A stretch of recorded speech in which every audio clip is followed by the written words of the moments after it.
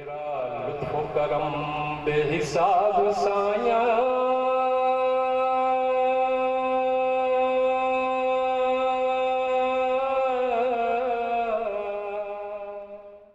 سرخیل سخن، امام سخن، انہیں غالب کے لقب سے نوازا۔ صوفی شاعر تھے، اردو کی پہلی ادبی بزم اس خطے کی ادبی تاریخ میں پوٹوہار، سندھ، کشمیر، ایران، بلوچستان اور پنجاب سے نکل کر بر صغیر پاک و ہند کی کئی نابغہ روزگار شخصیات نے ہزاروں لوگ احمد علی سائیں کے دیوانے ہیں۔ وہ صرف حضرت احمد علی سائیں کی زبان ہی ہو سکتی ہے، سائیں کے ترازو میں ہی تولا جاتا ہے۔ ایک صدی گزر جانے کے بعد بھی کہ میاں محمد بخش کے بعد دوسرے عظیم شاعر ہیں تو صدر محفل ان کے لیے اپنی کرسی چھوڑ دیتا، بالکل ناپسند فرماتے، اشاعت کو روک دیا تو بغیر لکھے منتقل ہوگا۔ اور آج بھی اس کرۂ ارض پر کئی دیگر مشہور شخصیات نے بھی انقلابی بھی بول اٹھا۔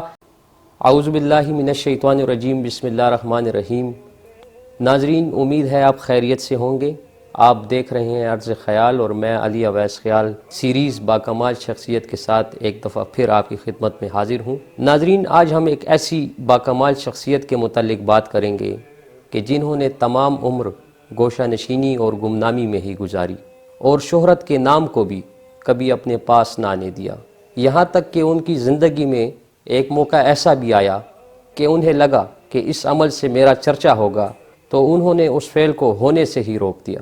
تو ناظرین، جاننے کی کوشش کرتے ہیں کہ یہ باکمال شخصیت کون تھی اور کیوں کر باکمال ہوئی۔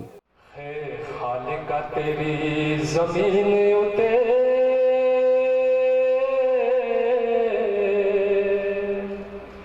رنگ رنگ دی تیری خدائی دیکھی، دل بخل بخیلی نل پرے دیکھے،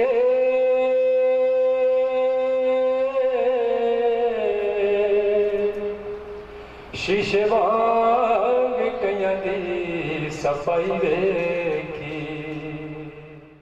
ناظرین، یہ باکمال شخصیت ہے جناب حضرت احمد علی سائیں پشاوری رحمۃ اللہ علیہ کی، جو ہند کو اردو اور فارسی زبان کے ایسے قادر الکلام شاعر تھے کہ جنہیں وقت کے مشاہیر اور قادر البیان شعراء نے بھی کبھی سرخیل سخن،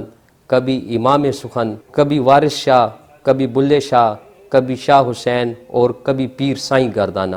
یہاں تک کہ محققین کے مطابق شاعر مشرق حضرت علامہ اقبال جیسی بلند پایہ شخصیت نے بھی ان کا کلام سننے کے بعد انہیں غالب کے لقب سے نوازا۔ ناظرین، شہر پشاور کے ایک تاریخی علاقے محلہ محمد داد میں پیدا ہونے والے استاد الاساتذہ حضرت احمد علی سائیں ہند کو زبان کے صوفی شاعر تھے اور ان کا نام آج بھی انتہائی عقیدت و احترام سے لیا جاتا ہے۔ یہ وہ شخصیت ہیں کہ جن کے متعلق بین الاقوامی شہرت یافتہ شاعر، ادیب اور محقق جناب فارغ بخاری لکھتے ہیں کہ حضرت احمد علی سائیں کی شخصیت وہ شخصیت ہے کہ جنہوں نے اس خطے میں اردو کی پہلی ادبی بزم سخن کی بنیاد رکھی، جبکہ رضا ہمدانی نے حضرت احمد علی سائیں کو اس خطے کی ادبی تاریخ میں ایک قدآور شخصیت لکھا۔ اسی طرح ہندکو زبان کے معروف شاعر، ادیب، محقق اور کئی کتابوں کے مصنف محمد ضیاء الدین حضرت احمد علی سائیں پشاوری کے متعلق لکھتے ہیں کہ سائیں کے سخن کا جادو شہر پشاور سے پھوٹا اور پھر پوٹوہار، سندھ، کشمیر، ایران، بلوچستان اور پنجاب سے نکل کر ہندوستان کے شہروں تک جا پہنچا۔ ناظرین، یہی وجہ ہے کہ بر صغیر پاک و ہند کی کئی نابغہ روزگار شخصیات نے حضرت احمد علی سائیں کے فن کا اعتراف کیا، جن میں فارغ بخاری اور رضا ہمدانی کے علاوہ مولانا اظہر امرتسری، حضرت نجم افندی، مولانا بخش کشتہ امرتسری، استاد کرم حیدری، حاجی محمد ادریس، عبد الغفور قریشی، افضل پرویز، ڈاکٹر فقیر محمد فقیر، چودھری مولا داد اور عزیز ملک وغیرہ شامل ہیں۔ پشاور کے علاوہ خطہ پوٹوہار میں جہاں حضرت احمد علی سائیں پشاوری نے کم و بیش 15 سال گزارے، وہاں آج تک اس خطے کے ہزاروں لوگ احمد علی سائیں کے دیوانے ہیں۔ اسی خطے سے تعلق رکھنے والے مشہور شاعر، ادیب و محقق پروفیسر میراب خاور لکھتے ہیں کہ جو زبان شعر کا حق ادا کرتی ہے وہ صرف حضرت احمد علی سائیں کی زبان ہی ہو سکتی ہے۔ وہ مزید کہتے ہیں کہ پوٹوہار میں کاملاً ادبی و فنی دور احمد علی سائیں کے زمانے سے ہی شروع ہوا، اور آج بھی اس علاقے کے کسی شاعر کے کمال کے فن کو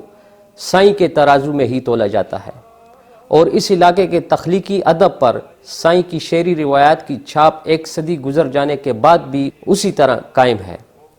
اسی طرح اردو اور پوٹوہاری زبان کے مشہور شاعر و محقق کرم حیدری لکھتے ہیں کہ میاں محمد بخش کے بعد احمد علی سائیں پوٹوہاری زبان کے دوسرے عظیم شاعر ہیں۔ افضل پرویز لکھتے ہیں کہ حضرت احمد علی سائیں وہ شخصیت تھے کہ اگر کسی مشاعرے کے دوران بھی وہ محفل میں پہنچ جاتے تو صدر محفل ان کے لیے اپنی کرسی چھوڑ دیتا۔ ناظرین، روایات میں یہ بھی آتا ہے کہ ہند کو زبان کے یہ عظیم صوفی شاعر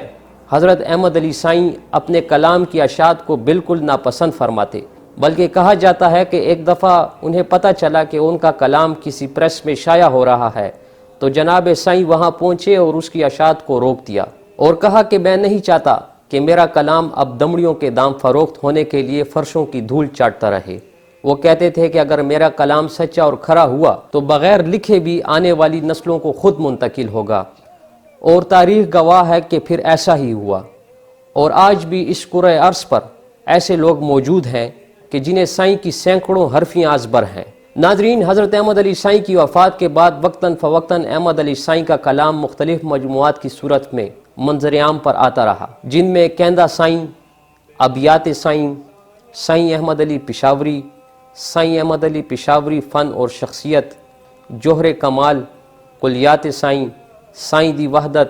سائیں سائیں، فن شاعری اور اس کی حقیقت، کلام معرفت سائیں اور گنجینہ سائیں وغیرہ شامل ہیں۔ اس کے علاوہ سائیں کے کلام کے کئی زبانوں میں تراجم بھی کیے گئے، جن میں آزاد اردو نثری ترجمہ ہند کو دے سردہ سائیں کے عنوان سے ڈاکٹر ظہور احمد اعوان نے کیا،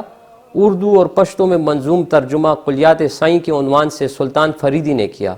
اور انگریزی ترجمہ محترمہ صدف منیر نے ان سرچ آف ٹروتھ کے عنوان سے کیا، جو حال ہی میں گندھارا ہنکو اکیڈمی کے تحت چھپ کر منظر عام پر آ چکا ہے۔ اس کے علاوہ گندھارا ہنکو اکیڈمی نے حضرت احمد علی سائیں کے اب تک کے شائع شدہ اور غیر شائع شدہ کلام کو یکجا کر کے حروف تہجی اور موضوعاتی ترتیب کے ساتھ گنجینہ سائیں کے عنوان سے نہ صرف شائع کیا بلکہ دور جدید کے تقاضوں کو پیش نظر رکھتے ہوئے اس کی اینڈرائیڈ ایپ بھی تیار کی، جو موبائل کے پلے سٹور ایپ پر گنجینہ سائیں کے عنوان سے دستیاب ہے۔ اس کے علاوہ حضرت احمد علی سائیں کے متعلق مذکورہ بالا شخصیات کے ساتھ ساتھ کئی دیگر مشہور شخصیات نے بھی وقتاً فوقتاً ان کے متعلق بہت کچھ لکھا، جن میں خاطر غزنوی، محسن احسان، لال شاہ جگر کاظمی، ایوب صابر، مسعود انور شفقی، تاج سعید، ڈاکٹر ممتاز منگلوری، ولایت اظہر، مختار علی نیّر، غلام رسول گائل، آغا محمد جوش، لطیف ساجن، رشید تاج، مزمر تاتاری، مقبول اجاز، یعقوب اختر، سعید گیلانی، ساجد سرحدی، آتش فہمید، صابر حسین امداد، شین شوکت، ڈاکٹر صلاح الدین، ناصر علی سید، حسام حر، زیڈ آئی اطہر، شیراز طاہر، قمر محمود عبداللہ، صبی احمد، احمد ندیم اعوان، سعید پارس، ظفر نوید جانی، سکندر حیات، محمد عادل، قاسم اقبال جلالی اور صادق صبا وغیرہ شامل ہیں۔ جبکہ حضرت احمد علی سائیں کے شاگردوں میں پیر فضل گجراتی، اللہ دیتا جوگی، اللہ داد چڑنگی، مرزا عبد الکریم ہمسر، نظر حسین شاہ، چودھری محمد خان ذاکر، رجب علی جوہر، عنایت حسین اسیر اور پیر مہر علی شاہ گولڑوی سمیت پاک و ہند کے شعراء کی ایک طویل فہرست ہے، جبکہ احمد علی سائیں کے استاد رمضان علی رمزو پشاوری تھے۔ ناظرین، سائیں کی فنی شخصیت کا احاطہ کرنا انتہائی مشکل ہے۔ انہوں نے شاعری کی ایک ادبی صنف حرفی میں مقدمین اور معاصرین کی روایات سے ہٹ کر بہت کچھ لکھا، اور ایسا خوب لکھا کہ حرفی کی صنف کو بام عروج تک پہنچایا، جبکہ جدید ہند کو شعری صنف زنجیری بھی ایجاد کی۔ حضرت احمد علی سائیں کی فنی شخصیت پر درجنوں تحقیقی مقالے لکھے جا چکے ہیں، لیکن ان کے کلام میں ان کا انداز فکر،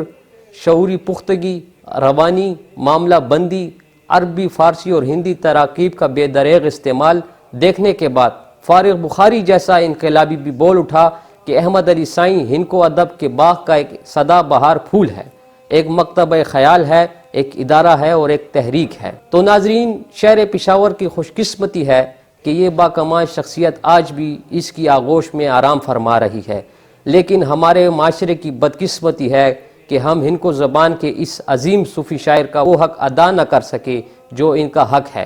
اور ہمارے حکمرانوں کو آج تک ان کے نام پر کوئی روڈ، ادارہ یا لائبریری منسوب کرنا تو کجا، ان کے مزار تک کو بھی کبھی تعمیر کرنے کا خیال نہیں گزرا۔ جس حال چ تو رکھے سایہ اس حال چ رہنا پسند کرنا۔ امید کرتا ہوں ناظرین میری کاوش آپ کو ضرور پسند آئی ہوگی۔ ویڈیو کو لائک اور چینل کو سبسکرائب کرنا نہ بھولیں۔ بہت شکریہ۔